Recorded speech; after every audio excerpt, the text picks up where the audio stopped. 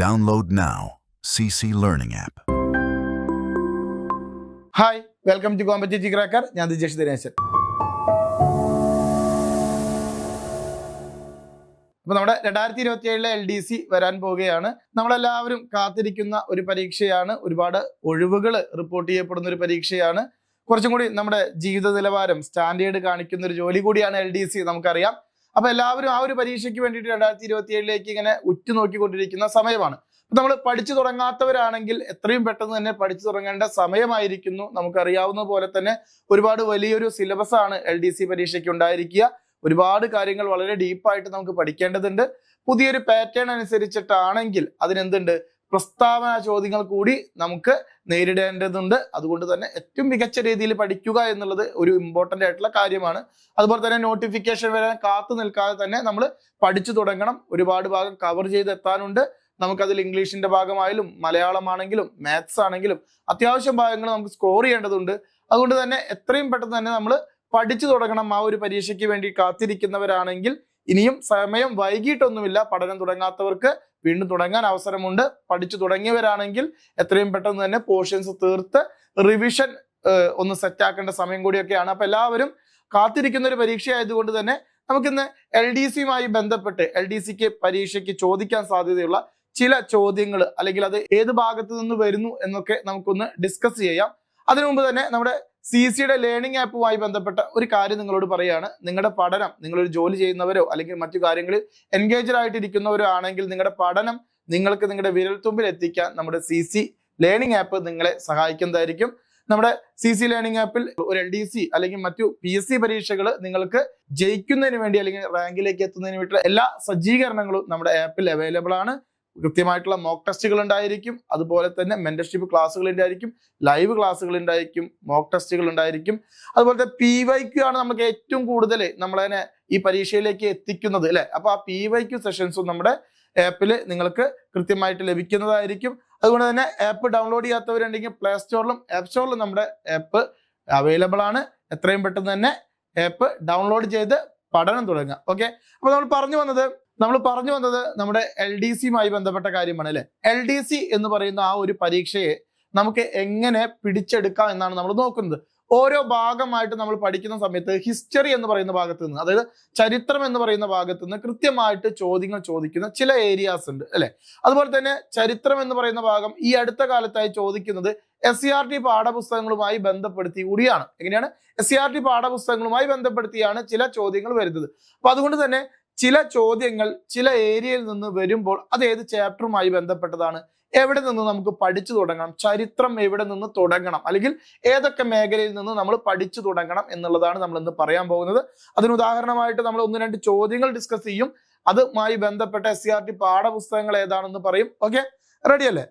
ശരി, നമ്മൾ ഒരു ചോദ്യമാണ് ആദ്യം നിങ്ങൾക്ക് തരുന്നത്. ദേശീയ സാഹിത്യകാരന്മാരും ഭാഷയും, അവരുടെ ഭാഷയും തെറ്റായ ജോഡി കണ്ടെത്തുക എന്നാണ് പറയുന്നത്. എങ്ങനെയാണ്? ദേശീയ സാഹിത്യകാരന്മാരും ഭാഷയും, ദേശീയ സാഹിത്യകാരന്മാരും ഭാഷയും. അപ്പൊ നമ്മൾ എന്താണ് നോക്കുന്നത്? ഇത് ഇന്ത്യൻ ഹിസ്റ്ററിയുമായി ബന്ധപ്പെട്ടതാണ്, അല്ലെ? ഇത് ഇന്ത്യൻ ഹിസ്റ്ററിയുമായി ബന്ധപ്പെട്ട ഒരു ചോദ്യമാണ്. അപ്പൊ ഇന്ത്യൻ ഹിസ്റ്ററിയുമായി ബന്ധപ്പെട്ട് എന്ത് ചോദിക്കാൻ സാധ്യതയുണ്ട്? ചില സാഹിത്യകാരന്മാരുടെ പേര്, ലിറ്ററേച്ചർ എന്ന് പറയുന്ന ഒരു ഭാഗത്തു നിന്ന് സാഹിത്യകാരന്മാരും അവരുമായി ബന്ധപ്പെട്ട ചില പുസ്തകങ്ങളും അല്ലെങ്കിൽ ഭാഷയൊക്കെ ചോദിക്കാൻ സാധ്യതയുണ്ട്. നോക്കാം നമുക്ക്. ഓപ്ഷൻ എ പറയുന്നത് ബങ്കിം ചന്ദ്ര ചാറ്റർജി ബംഗാളി ഭാഷയിലുള്ള എഴുത്തുകാരനാണെന്നാണ്. ശരിയാണോ? ശരിയാണ്. നമുക്ക് അറിയാവുന്ന ഒരു പോയിന്റ് തന്നെയാണ് അത്. എല്ലാവരും പഠിച്ചിരിക്കുന്ന ഒരു പോയിന്റാണ്. നമ്മുടെ ആനന്ദമഠം എന്ന് പറയുന്ന നോവൽ എഴുതിയ ബങ്കിം ചന്ദ്ര ചാറ്റർജി നമ്മുടെ ദേശീയ ഗീതമായിട്ടുള്ള വന്ദേ മാതരം രചിച്ചത് അദ്ദേഹമാണ്. അത് ബംഗാളി ഭാഷയിലാണ്. അപ്പൊ 1 ശരിയാണ്. രണ്ടാമതായിട്ട് പറയുന്നു വിഷ്ണു ശാസ്ത്രി ചിപ്ലങ്കർ എന്ന് പറയുന്ന ഒരു എഴുത്തുകാരൻ. വിഷ്ണു ശാസ്ത്രി ചിപ്ലങ്കർ എന്ന് പറയുന്ന ഒരു എഴുത്തുകാരൻ. അത് കുറച്ച് ബുദ്ധിമുട്ടായിട്ട് ചിലർക്ക് തോന്നാം, ചിലരൊന്നും കേൾക്കാത്ത പേരാണ്. അത് അവിടെ നിൽക്കട്ടെ.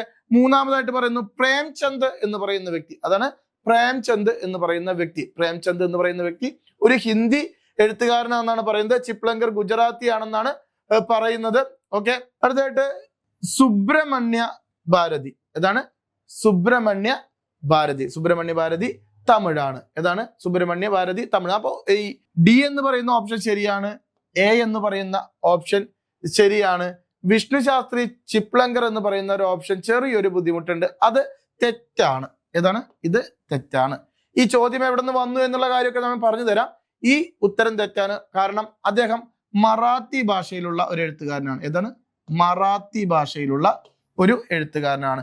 അപ്പോൾ ആ ഒരു ഭാഗം വായിക്കാത്ത ഒരാളാണെങ്കിൽ ഈ ഒരു ചോദ്യം വളരെ ടഫായിട്ട് നമുക്ക് ഫീൽ ചെയ്യും അല്ലെ. പ്രേംചന്ദിനെയും കൂടി അറിയുന്ന ഒരാളാണെങ്കിൽ കുഴപ്പമില്ല. ഇത് രണ്ടും നമുക്ക് ഓൾറെഡി അറിയുന്ന ക്വസ്റ്റ്യൻ ആണ് അല്ലെ. തമിഴ്, സുബ്രഹ്മണ്യ ഭാരതി തമിഴാണ്, ബങ്കിം ചന്ദ്ര ചാറ്റർജി. അപ്പൊ ഏതല്ല? ഒന്നല്ല, അതുപോലെ തന്നെ 4 അല്ല. പ്രേംചന്ദിനെ കൂടി അറിയുന്ന ഒരാളാണെങ്കിൽ നമുക്ക് കൃത്യമായിട്ട് എന്തിലേക്ക് എത്താൻ പറ്റും? ഉത്തരത്തിലേക്ക് എത്താൻ പറ്റും. ഓക്കെ, ഉത്തരത്തിലേക്ക് എത്താൻ പറ്റും. അങ്ങനെയാണെങ്കിൽ ഈ ചോദ്യം വന്നത് എവിടെ നിന്നാണ് നമുക്ക് നോക്കണ്ടേ? എവിടെ നിന്നാണ്? 8ാം ക്ലാസ്സിലെ പുതിയ 8ാം ക്ലാസ്സിലെ SCRT 8ാം ക്ലാസ്സിലെ സോഷ്യൽ സയൻസ് എന്ന് പറയുന്ന ഭാഗത്ത് ആദ്യ പാർട്ട്, ഫസ്റ്റ് പാർട്ടിലെ 2ാമത്തെ യൂണിറ്റ് ദേശീയ പ്രസ്ഥാനത്തിന്റെ ആവിർഭാവത്തിലേക്ക് എന്ന് പറയുന്ന ഒരു ചാപ്റ്റർ ഉണ്ട്. ആ ഒരു ചാപ്റ്ററിൽ നിന്നാണ് പ്രധാനമായിട്ടും ഇങ്ങനെ ഒരു ചോദ്യം വന്നിരിക്കുന്നത്. അപ്പൊ SCRT പാഠപുസ്തകങ്ങൾ എത്രത്തോളം ഇമ്പോർട്ടന്റ് ആണെന്നാണ് നമ്മൾ പറഞ്ഞു വരുന്നത്. എങ്ങനെയാണ്?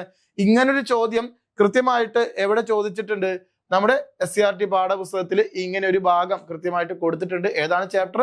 8ാം ക്ലാസ്സിലെ സോഷ്യൽ സയൻസ് ദേശീയ പ്രസ്ഥാനത്തിന്റെ ആവിർഭാവത്തിലേക്ക് എന്ന് പറയുന്ന ചാപ്റ്റർ. അതിൽ കൊടുത്തിരിക്കുന്നത് എങ്ങനെയാണ്? പ്രധാന ദേശീയ സാഹിത്യകാരന്മാരും അവരുമായി ബന്ധപ്പെട്ട ഭാഷയും അല്ലെ. അതാ ഒന്നാമത് പറഞ്ഞിരിക്കുന്നു ബങ്കിം ചന്ദ്ര ചാറ്റർജി. നമ്മൾ പറഞ്ഞതാണ് ഏതാണ്? ബംഗാളി ഭാഷയിലാണ്. കൂടെ ഏതാണ്? രവീന്ദ്രനാഥ ടാഗോർ, അതും ബംഗാളി ഭാഷയിലെ എഴുത്തുകാരനാണ്. നമുക്കറിയാം ജനഗണമന അദ്ദേഹം രചിച്ചത് ബംഗാളി ഭാഷയിലാണ്. സോ ഈ ഒരു ചോദ്യം നമുക്ക് കുഴപ്പമില്ല. ഇത് രണ്ടാമത് വരുന്നു ലക്ഷ്മിനാഥ് ബസ് ബറുവ. ഏതാണ്? ലക്ഷ്മിനാഥ് ബസ് ബറുവ. പുതിയൊരു എഴുത്തുകാരനായിട്ട് ചിലർക്കൊക്കെ തോന്നാം, പക്ഷെ SCRT പാഠപുസ്തകത്തിലുള്ളതാണ്, ഇമ്പോർട്ടന്റ് ആണ്. ആസാമീസ് ആയിട്ടുള്ള എഴുത്തുകാരാണ്. ആസാമീസ്, ബസ് ബറുവ, ആസാമീസ്. ദെൻ നമ്മുടെ ചോദ്യത്തിലെ ആളിതേ കിടക്കുന്നു വിഷ്ണു ശാസ്ത്രി ചിപ്ലങ്കർ. വിഷ്ണു ശാസ്ത്രി ചിപ്ലങ്കർ നമ്മുടെ ഓപ്ഷനിൽ എന്തായിരുന്നു? ഗുജറാത്തി ഭാഷയായിരുന്നു, പക്ഷെ മറാത്തി ഭാഷയിലുള്ള എഴുത്തുകാരനാണ്. സുബ്രഹ്മണ്യ ഭാരതി നമുക്ക് അറിയാവുന്ന ക്വസ്റ്റ്യൻ ആണ്, നമ്മുടെ ഓപ്ഷനിൽ വന്നിട്ടുണ്ടായിരുന്നു. ഇതേ കിടക്കുന്നു പ്രേംചന്ദ്. ഏത് ഭാഷയിലാണ്? പ്രേംചന്ദ് ഹിന്ദി ഭാഷയിലുള്ള എഴുത്തുകാരനാണ്. ഭാരതേന്ദു ഹരിശ്ചന്ദ്ര, അതും കൂടി ഒന്ന് ചേർത്ത് പഠിക്കേണ്ടി വരും. ഭാരതേന്ദു ഹരിശ്ചന്ദ്ര ആരാണ്? ഭാരതേന്ദു ഹരിശ്ചന്ദ്ര ഹിന്ദിയാണ്. ഹരിശ്ചന്ദ്ര ഹിന്ദി അല്ലെ. അങ്ങനെയൊക്കെ നമുക്ക് കണക്ട് ചെയ്ത് പഠിക്കാം. ആരാണ്? ഭാരതേന്ദു ഹരിശ്ചന്ദ്ര. ഏതാണ്? അത് ഹിന്ദിയാണ്. പ്രേംചന്ദ് അതും ഹിന്ദിയാണ്. അപ്പൊ നമുക്ക് ഇങ്ങനെയൊക്കെ ചെയ്യാം അല്ലെ. ചന്ദ്ര എന്ന് പറയുന്ന ഒരു ഭാഗം, ചന്ദ് എന്ന് പറയുന്ന ഒരു ഭാഗം ഹിന്ദിയിലേക്ക് കണക്ട് ചെയ്യാം. ചന്ദ്ര എന്ന് പറയുന്ന ഒരു ഭാഗം, ചന്ദ് എന്ന് പറയുന്ന ഭാഗം ഹിന്ദി എന്നിലേക്ക് കണക്ട് ചെയ്യാം. ദെൻ അൽതാഫ് ഹുസൈൻ ഹാലി. അൽതാഫ് ഹുസൈൻ ഹാലി ഉറുദു ഭാഷയുമായി ബന്ധപ്പെട്ട എഴുത്തുകാരനാണ്. ദെൻ ദേശീയ പ്രസ്ഥാനവുമായി ബന്ധപ്പെട്ട ഏറ്റവും പ്രധാനപ്പെട്ട മലയാളി എഴുത്തുകാരനാണ് ആര്?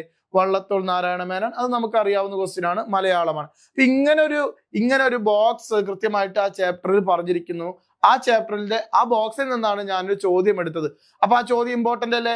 നമ്മൾ എവിടെ നിന്ന് പഠിച്ചു തുടങ്ങണം? ചരിത്രം പഠിച്ചു തുടങ്ങുന്ന ഒരു പ്രധാനപ്പെട്ട ഭാഗമാണ് ഇന്ത്യയിലെ പ്രധാനപ്പെട്ട എഴുത്തുകാര്, അവരുടെ പുസ്തകങ്ങൾ ഏതൊക്കെ ഭാഷയുമായി ബന്ധപ്പെട്ടവരാണ് അല്ലെ. ഇതിൽ ഏറ്റവും പ്രധാനപ്പെട്ടത് നമുക്ക് നോക്കാനുള്ളത് ഇതൊന്ന് നോക്കി വെക്കണം അല്ലെ.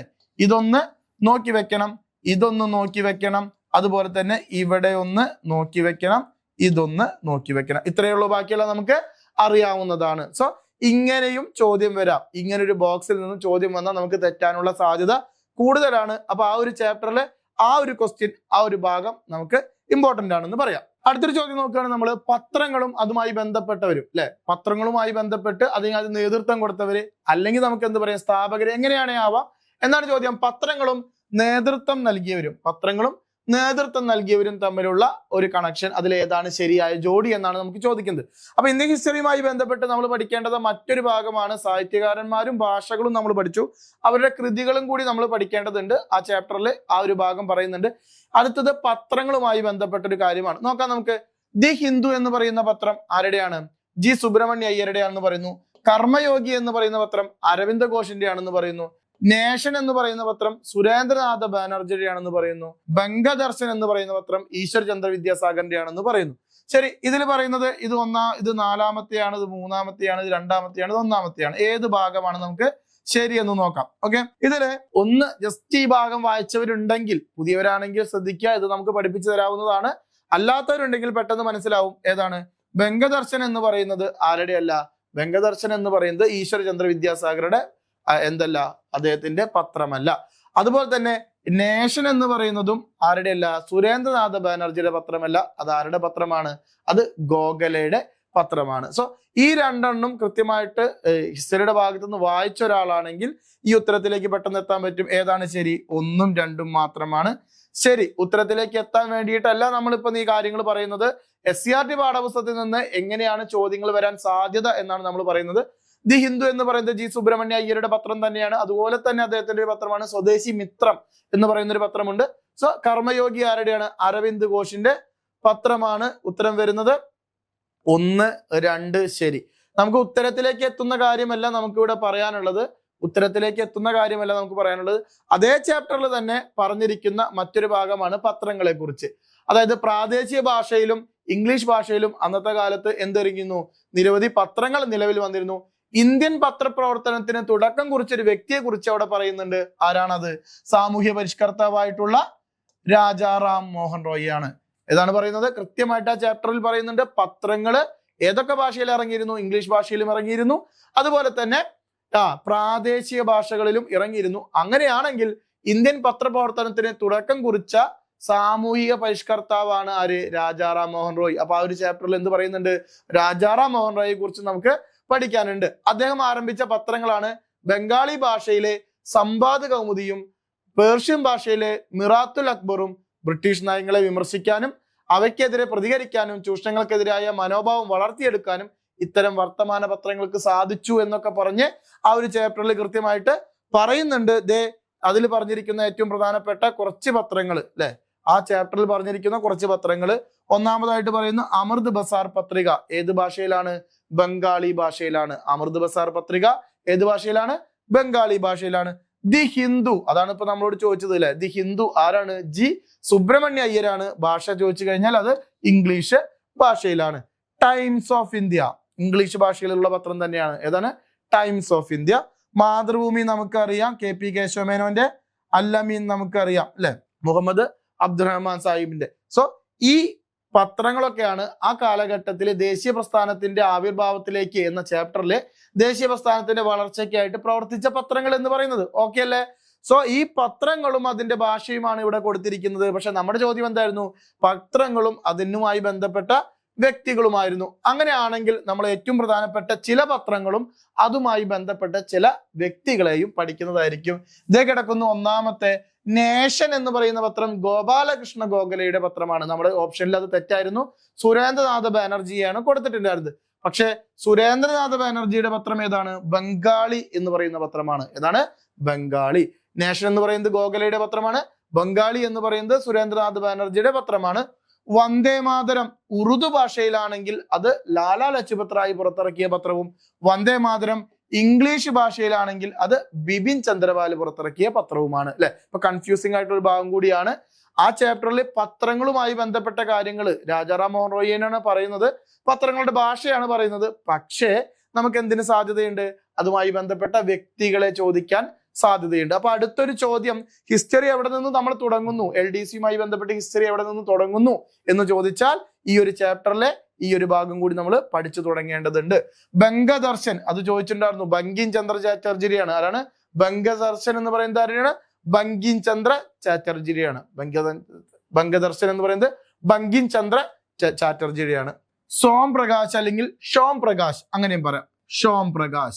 ഷോം പ്രകാശ് ആരുടെയാണ്? ഈശ്വരചന്ദ്ര വിദ്യാസാഗറുടെയാണ്. ഷോം പ്രകാശ് ഈശ്വരചന്ദ്ര വിദ്യാസാഗർ. ബംഗദർശൻ ബങ്കിം ചന്ദ്ര ചാറ്റർജി. ദെൻ അമൃത് ബസാർ പത്രിക ഏതാണ്? അമൃത് ബസാർ പത്രിക ഏതാണ്? ശിശിർ കുമാർ ഘോഷിന്റെയാണ്. ഏതാണ്? ശിശിർ കുമാർ ഘോഷ്. അമൃത് ബസാർ പത്രിക ശിശിർ കുമാർ ഘോഷിന്റെയാണ്. അൽ അമീൻ മുഹമ്മദ് അബ്ദുറഹ്മാൻ നമ്മൾ നേരത്തെ പറഞ്ഞതാണ്. അൽ ഹിലാൽ ആണെങ്കിൽ അത് മൗലാന അബ്ദുൽ കലാം ആസാദ്. മാതൃഭൂമി നമുക്കറിയാവുന്നതാണ്, KP കേശവമേനോൻ. അപ്പൊ ഇത്രയും പറയാൻ കാരണം ഇത് ഇവിടുന്ന് പഠിച്ചെടുക്കുക എന്നുള്ളതല്ല നമ്മൾ ഉദ്ദേശിച്ചത്. ഇത്തരം ചോദ്യങ്ങൾക്ക് കൂടി ആ ചാപ്റ്ററുമായി ബന്ധപ്പെടുത്തി നമ്മൾ പറയുമ്പോൾ സാധ്യതയുണ്ട്. LDC എന്ന് പറയുന്നത് വളരെ വിശാലമായിട്ടുള്ള സിലബസ് ആണ്. അപ്പൊ SCERT വെച്ച് പഠിക്കുകയാണെങ്കിൽ തന്നെ ഹിസ്റ്ററിയുടെ ഭാഗത്ത് നിന്ന് സാഹിത്യകാരന്മാരും അതുമായി ബന്ധപ്പെട്ട അവരുടെ കൃതികളും ഭാഷകളും ചോദിക്കാൻ സാധ്യതയുണ്ട്. അതുപോലെ തന്നെ ഏറ്റവും പ്രധാനപ്പെട്ട പത്രങ്ങളെ പറ്റിയിട്ട് ആ പുസ്തകത്തിൽ പറയുന്നു, മീൻസ് ആ ഒരു ചാപ്റ്ററിൽ പറയുന്നുണ്ട്. ആ ഒരു ഏരിയ കൂടി ചോദിക്കുമ്പോൾ നമുക്ക് എന്ത് പറയാം? അതിന്റെ ഭാഷ പഠിക്കേണ്ടതുണ്ട്. പ്രധാനപ്പെട്ട പത്രങ്ങൾ ഇത്രയല്ല, ഒരുപാട് പത്രങ്ങളുണ്ട്. എങ്കിലും പ്രധാനപ്പെട്ട ചില പത്രങ്ങൾ കൂടി പഠിക്കേണ്ടതുണ്ട്. ഓക്കെ അല്ലേ? അപ്പൊ രണ്ടാമതായിട്ട് നമ്മൾ പറഞ്ഞു ചോദ്യം വരാൻ സാധ്യത വീണ്ടും പത്രങ്ങൾ എന്ന് പറയുന്ന ഭാഗത്ത് നിന്നാണ്. മക്കളെ അങ്ങനെയാണെങ്കിൽ നോക്കുക, വേറൊരു ചോദ്യം. നമ്മൾ ആ ചാപ്റ്ററുമായി ബന്ധപ്പെട്ട് ആരെ പഠിച്ചു? ചാപ്റ്ററുമായി ബന്ധപ്പെട്ട് നേരത്തെ കണ്ട ഒരു ഭാഗത്ത് ആരാണ് ഉണ്ടായിരുന്നത്? രാജാറാം മോഹൻ റോയി ആണ് ഉണ്ടായിരുന്നത്. ഇന്ത്യൻ നവോത്ഥാനത്തിന്റെ പിതാവ് എന്നറിയപ്പെടുന്ന വ്യക്തിയാണ്. അദ്ദേഹം പത്രപ്രവർത്തനവുമായി ബന്ധപ്പെട്ട വ്യക്തിയാണ്. സോ ആ ഒരു ചാപ്റ്റർ നമ്മൾ പഠിക്കുകയാണെങ്കിൽ തീർച്ചയായും അദ്ദേഹത്തെ കുറിച്ച് പഠിക്കേണ്ടി വരും. രാജാറാം മോഹൻ റോയുമായി ബന്ധപ്പെട്ട പ്രസ്താവനകൾ പരിശോധിക്കുക. ഏതാണ്? രാജാറാം മോഹൻ റോയുമായി ബന്ധപ്പെട്ട പ്രസ്താവനകൾ പരിശോധിക്കുക. 1, 2, 3, 4 പ്രസ്താവനകൾ. എത്ര പ്രസ്താവനകളുണ്ട്? 4 പ്രസ്താവനകളുണ്ട്. നോക്കാം. ജാതി സമ്പ്രദായമാണ് ഇന്ത്യക്കാർക്കിടയിലെ ഐക്യമില്ലായ്മയുടെ ഉറവിടം എന്ന് വിശ്വസിച്ച വ്യക്തിയാണ്. അപ്പൊ ജാതി വ്യവസ്ഥയെ എതിർത്ത വ്യക്തിയാണ്. ശരിയാവാൻ സാധ്യതയുണ്ടോ? ശരിയാണ് അല്ലെ? അദ്ദേഹം ജാതി വ്യവസ്ഥയ്ക്ക് എതിരായിട്ടുള്ള ഒരു വ്യക്തി തന്നെയായിരുന്നു. സതിക്കെതിരെ നിയമം പാസ്സാക്കാൻ വില്യം ബെന്റിക് പ്രഭുവിനെ പ്രേരിപ്പിച്ചു. തീർച്ചയായിട്ടും ശരിയായിട്ടുള്ള പോയിന്റാണ്. നമ്മൾ എപ്പോഴും കേട്ടിരിക്കുന്നത് സതി നിർത്തലാക്കിയത് ആര്? ചെറുപ്പകാലത്തൊക്കെ നമ്മൾ പഠിക്കുമ്പോൾ അങ്ങനെയല്ലേ? സതി നിർത്തലാക്കിയത് രാജാറാം മോഹൻ റോയ്. നിർത്തലാക്കിയത് അദ്ദേഹമല്ല, വില്യം ബെന്റിക് ആണ്. അതിനെ സഹായിച്ച വ്യക്തിയാണ് ആര്? വില്യം ബെന്റിക്കിനെ സഹായിച്ച വ്യക്തിയാണ് ആര്? വില്യം ബെന്റിക്കിനെ സഹായിച്ച വ്യക്തിയാണ് രാജാറാം മോഹൻ റോയ്. അപ്പൊ സതി നിർത്തലാക്കുന്നതുമായി ബന്ധപ്പെട്ട് സതിക്കെതിരെ നിയമം പാസ്സാക്കാൻ വേണ്ടിയിട്ട്, അതെ, സതിക്കെതിരെ നിയമം പാസ്സാക്കാൻ വേണ്ടിയിട്ട് അദ്ദേഹം പ്രവർത്തിച്ചിട്ടുണ്ടെങ്കിൽ മൂന്നാമത്തെ പോയിന്റ് നമുക്ക് ശരി കൊടുക്കേണ്ടി വരും. എന്താണ്? സ്ത്രീകൾക്ക് പൈതൃക സ്വത്തിൽ അവകാശമുണ്ടെന്ന് വാദിച്ചിട്ടുണ്ടായിരിക്കും. സതി നിർത്തലാക്കാൻ വേണ്ടി അദ്ദേഹം മുന്നോട്ട് വന്നിട്ടുണ്ടെങ്കിൽ തീർച്ചയായും മൂന്നാമത്തെ പോയിന്റ് ശരിയായിരിക്കും. അപ്പൊ 2ഉം 3ഉം ശരിയാണ് അല്ലെ? 2ഉം 3ഉം ശരിയാണ്. 2 ശരിയാണെന്നാണ് നമ്മൾ പറഞ്ഞത്. 2 ശരിയാണെങ്കിൽ ഇതൊരിക്കലും വരില്ല. ഇതിൽ 2 കാണാനില്ല. 3 ശരിയാണ്. 3 ശരിയാണെങ്കിൽ ഒരിക്കലും ഇത് വരില്ല അല്ലെ? ഇനി ബഹുദൈവ വിശ്വാസത്തെ പ്രോത്സാഹിപ്പിച്ചു. അത് ഒരു കാരണവശാലും ശരിയാവാത്ത പോയിന്റ് ആണല്ലേ? ബഹുദൈവം, ഒരുപാട് ദൈവങ്ങളുണ്ട് എന്ന് വിശ്വസിച്ച ഒരാളാണോ?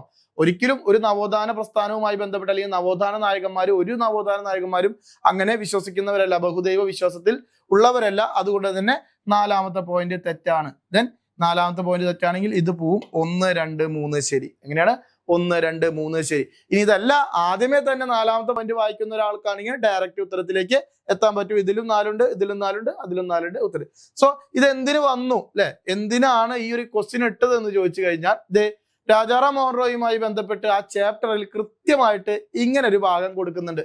അപ്പൊ നമുക്ക് പഠിച്ചു വരേണ്ട LDC പരീക്ഷയ്ക്ക് വേണ്ടിയിട്ട് ഇന്ത്യൻ ചരിത്രത്തിൽ നിന്ന് പഠിക്കേണ്ട മറ്റൊരു ഭാഗം കിട്ടിയില്ലേ? ഇന്ത്യൻ നവോത്ഥാനം എന്ന് പറയുന്ന ഒരു ഭാഗത്ത് നിന്ന് കൃത്യമായിട്ട് നമ്മൾ പഠിച്ചിരിക്കണം. 8ാം ക്ലാസ്സിലെ 2ാമത്തെ യൂണിറ്റ് ആണ്. എന്താണ്? ദേശീയ പ്രസ്ഥാനത്തിന്റെ ആവിർഭാവത്തിലേക്ക്.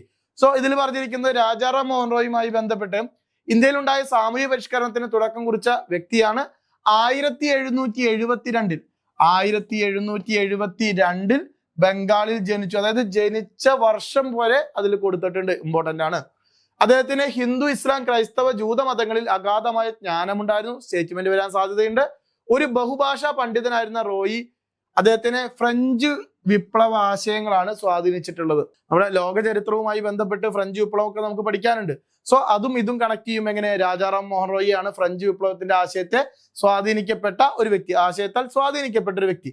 രാജാറാം മോഹൻ റോയിയുടെ പ്രധാനപ്പെട്ട പ്രവർത്തനങ്ങളാണ് ഈ കൊടുത്തിരിക്കുന്നത്. വളരെ രസകരമായിട്ട് ആ ചാപ്റ്ററിൽ കൊടുത്തിരിക്കുന്നുണ്ട്. അത് തന്നെയാണ് നമ്മളിപ്പോ സ്റ്റേറ്റ്മെന്റിൽ ചോദിച്ചത്.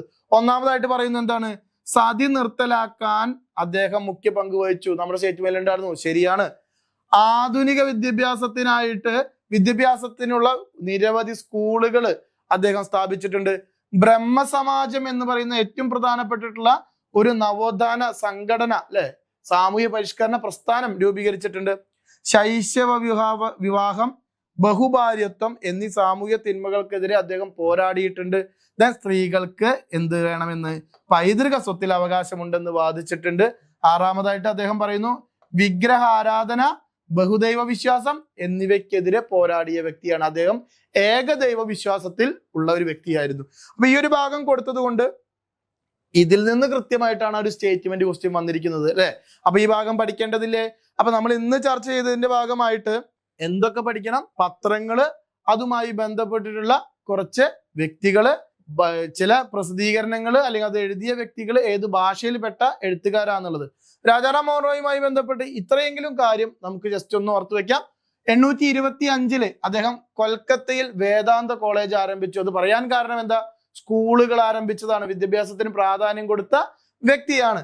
ദെൻ 22 ഇന്ത്യയിലെ ആദ്യത്തെ ഇംഗ്ലീഷ് സ്കൂള് ആരംഭിച്ചതും അദ്ദേഹമാണ്. അവിടെ നിന്ന് എന്താണ് മനസ്സിലാക്കുന്നത്? വിദ്യാഭ്യാസത്തിന് പ്രാധാന്യം കൊടുത്ത വ്യക്തിയാണ്. ദെൻ ഇന്ത്യൻ നവോത്ഥാനത്തിന്റെ പിതാവ് എന്ന് ടാഗോർ വിശേഷിപ്പിച്ചത് അദ്ദേഹത്തെയാണ്. ഇന്ത്യൻ നവോത്ഥാനത്തിന്റെ പിതാവ് എന്ന്. ഇന്ത്യൻ ദേശീയ പത്രപ്രവർത്തനത്തിന്റെ സ്ഥാപകനാണ്. നമ്മൾ നേരത്തെ പോയിന്റിൽ അത് കണ്ടതാണ്. SCERT കൃത്യമായിട്ടത് പറയുന്നുണ്ട്. ദെൻ ബ്രഹ്മസമാജം സ്ഥാപിച്ചു 1828 ബ്രഹ്മസഭ എന്ന പേരിൽ ബ്രഹ്മസമാജം ആരംഭിക്കുന്നത്. 29-30 കാലഘട്ടത്തിൽ അത് എന്തറിയപ്പെട്ടു? ബ്രഹ്മസമാജം എന്ന് അറിയപ്പെട്ടു. എന്തറിയപ്പെട്ടു? ബ്രഹ്മസമാജം എന്ന് അറിയപ്പെട്ടു. ദെൻ 1829 എന്തായി? സതി നിർത്തലാക്കുന്നതുമായി ബന്ധപ്പെട്ട് പ്രവർത്തിച്ചിട്ടുണ്ട്. 830 ഇന്ത്യയിലെ ആദ്യത്തെ മിഷനറി സ്കൂള് ആരംഭിച്ചതും അദ്ദേഹമാണ്. അപ്പൊ വിദ്യാഭ്യാസത്തിന് പ്രാധാന്യം കൊടുത്ത വ്യക്തിയാണ്. സ്ത്രീകളുടെ ഉന്നമനത്തിന് വേണ്ടി പ്രാധാന്യം കൊടുത്ത വ്യക്തിയാണ്. ഈ രീതിയിലാണ് നമ്മൾ ഇവിടുന്ന് പഠിച്ചെടുക്കേണ്ടത്. മക്കളെ, നമ്മൾ ഇന്ന് ഈ പറയാനുണ്ടായ കാരണം എന്താണ്? LDC പരീക്ഷ വരികയാണ് അല്ലെ. LDC പരീക്ഷ വരുമ്പോൾ ഹിസ്റ്ററി ഒരുപാട് പഠിക്കാനുണ്ട്. അപ്പൊ എവിടെ നിന്ന് തുടങ്ങണം, എങ്ങനെ തുടങ്ങണം, ഏതൊക്കെ പഠിക്കാം എന്നുള്ള ഒരു ജാതി കൺഫ്യൂഷനാണ് നമുക്കുള്ളത്. സോ അത് തീർക്കുന്നതിന് വേണ്ടിയിട്ടാണ് ഇന്നത്തെ ഒരു ചെറിയ കാര്യങ്ങൾ ഒരു 3 ക്വസ്റ്റ്യനോട് കൂടിയിട്ട് പറഞ്ഞത്. ഇന്ന് നമ്മൾ എടുത്തത് ഏത് ചാപ്റ്റർ ആണ്? 8ാം ക്ലാസ്സിലെ SCERT 8ാം ക്ലാസ്സിലെ സോഷ്യൽ സയൻസ് 2ാമത്തെ ചാപ്റ്റർ ദേശീയ പ്രസ്ഥാനത്തിന്റെ ആവിർഭാവത്തിലേക്ക് എന്ന് പറയുന്ന ഒരു ചാപ്റ്റർ ആണ്. അതിൽ നിന്ന് തന്നെ ഇത്രയും കാര്യങ്ങൾ നമുക്ക് പഠിക്കാനുണ്ട്. ഇനി അതിൽ പ്രധാനപ്പെട്ട കുറച്ച് നേതാക്കന്മാരെ കുറിച്ചും പറയുന്നുണ്ട്. ദാദാഭായ് നവറോജിയെ പറ്റിയിട്ടുള്ള അദ്ദേഹത്തിന്റെ സാമ്പത്തിക തത്വങ്ങളൊക്കെ അതിൽ ആ ചാപ്റ്ററിലാണ് പറയുന്നത്. സോ അങ്ങനെ ഓരോ SCERT ചാപ്റ്ററും നമ്മൾ എടുക്കുകയും അതിൽ പറഞ്ഞിരിക്കുന്ന ഏറ്റവും പ്രധാനപ്പെട്ട ചരിത്രം അല്ലെങ്കിൽ ഇന്ത്യൻ ചരിത്രം എന്ന് പറയുന്ന ഭാഗം എടുക്കുകയും അതിനെ വിശകലനം ചെയ്ത് പഠിക്കുകയാണ് നമുക്ക് ഈ SCERT പാഠപുസ്തകം എങ്ങനെ പഠിക്കാം എന്നുള്ളതിന്റെ ഉത്തരം. നമ്മളത് കൃത്യമായിട്ട് വിശകലനം ചെയ്ത് തന്നെ പഠിക്കണം. SCERT പാഠപുസ്തകത്തിൽ കൂടുതൽ കാര്യങ്ങളൊന്നും ഉണ്ടായിരിക്കില്ല. കാരണം ഇപ്പോൾ ഈ ഒരു പോയിന്റുമായി ബന്ധപ്പെട്ട് നമ്മൾ അഡീഷണൽ ആയിട്ട് കൊണ്ടുവന്നതാണ് ഇത്രയും പോയിന്റ്. അപ്പൊ അതങ്ങനെ കമ്പയർ ചെയ്തുകൊണ്ട് ആവശ്യമുള്ള പോയിന്റ് ഒക്കെ എടുത്ത് കൃത്യമായിട്ടൊരു പഠനം മുന്നോട്ട് കൊണ്ടുപോകുക എന്നുള്ളതാണ് വേണ്ടത്. എങ്കിൽ നമ്മൾ വരാൻ പോകുന്ന 2027 LDCക്ക് എന്ത് സംഭവിക്കും? നമുക്ക് ഏറ്റവും മികച്ച റാങ്ക് ലഭിക്കും.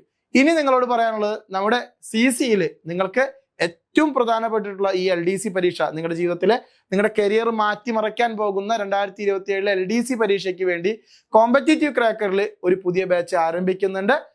പഠനം നിന്നുപോയെന്നോ പഠിക്കാൻ കഴിയില്ലെന്നോ വേവലാതിയോടെ ടെൻഷനോടെ ഇരിക്കുന്നവരാണ് നിങ്ങളെങ്കിൽ ഒരു മടിയും കൂടാതെ CCയിൽ ധൈര്യമായി ജോയിൻ ചെയ്യുക.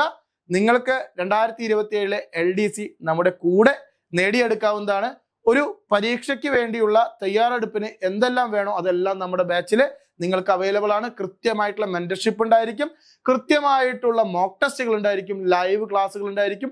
ലൈവ് ക്ലാസ് കാണാൻ പറ്റാത്തവർക്ക് വേണ്ടി റെക്കോർഡ് ക്ലാസ് ഉണ്ടായിരിക്കും, കൃത്യമായ പരീക്ഷകൾ ഉണ്ടായിരിക്കും. റെഡി അല്ലേ? അപ്പൊ ഈ വരാൻ പോകുന്ന 2027 LDC CCയോടൊപ്പം നിങ്ങൾക്കും നേടാം. തയ്യാറുള്ളവര്, ജോയിൻ ചെയ്യാൻ താല്പര്യമുള്ളവര് നമ്മുടെ CCയുമായി കോൺടാക്ട് ചെയ്യുക. കോൺടാക്ട് ചെയ്യുന്ന നമ്പർ 8590202323. ആ നമ്പറിൽ കൃത്യമായി വിളിച്ച് നിങ്ങളുടെ കാര്യങ്ങളെല്ലാം പറഞ്ഞ് ജോയിൻ ചെയ്യുക. വരാൻ പോകുന്ന പരീക്ഷ നമുക്ക് ഒന്നിച്ച് നേടാം. Okay, by.